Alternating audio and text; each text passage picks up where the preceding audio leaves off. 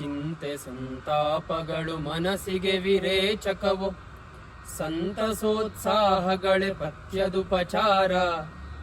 ಇಂತು ಮಂತುಂ ನಡೆಯುತ್ತಿರುವುದಾತ್ಮ ಚಿಕಿತ್ಸೆ, ಎಂತಾದೊಡಂತೆ ಸರಿ ಮಂಕುತಿಮ್ಮ. ಈ ಜೀವನದಲ್ಲಿ ಎಲ್ಲ ಮನುಷ್ಯರು ಕೂಡ ಒಂದಲ್ಲ ಒಂದು ಸಮಯದಲ್ಲಿ ನೋವು ಆಗೇ ಆಗುತ್ತೆ, ಬೇಜಾರಾಗುತ್ತೆ. ಹೀಗಿದ್ದಾಗ ಅದು ಮನಸ್ಸಿನಲ್ಲಿ ಒಂದು ಗೂಡು ಕಟ್ಕೊಳತ್ತಂತೆ, ಆ ನೋವಿನ ಒಂದು ಹಿಂಸೆಯ ಗೂಡು ಕಟ್ಕೊಳತ್ತಂತೆ. ಆ ಗೂಡು ಹಾಗೆ ಇದ್ದರೆ ದೊಡ್ಡದಾಗ್ಬಿಡುತ್ತೆ, ಅದನ್ನು ಮೊದಲು ತೆಗಿಬೇಕು. ಅದಕ್ಕೆ ಎರಡು ರೀತಿ ಉಪಚಾರ ಅಂತ. ಒಂದು, ಅದನ್ನು ಹೊರ ಹಾಕಬೇಕು, ಆ ನೋವುಗಳನ್ನು, ಆ ದುಃಖಗಳನ್ನು. ಅದಕ್ಕೆ ಒಂದು ದುಃಖ ಅಥವಾ ಚಿಂತೆ ಅದು ಮಾಡೋದ್ರೆ ಅದು ಹೊರಗೆ ಹೋಗುತ್ತಂತೆ, ದುಃಖ ಪಟ್ಟರೆ ಹೊರಗೆ ಹೋಗುತ್ತಂತೆ ನೋವು.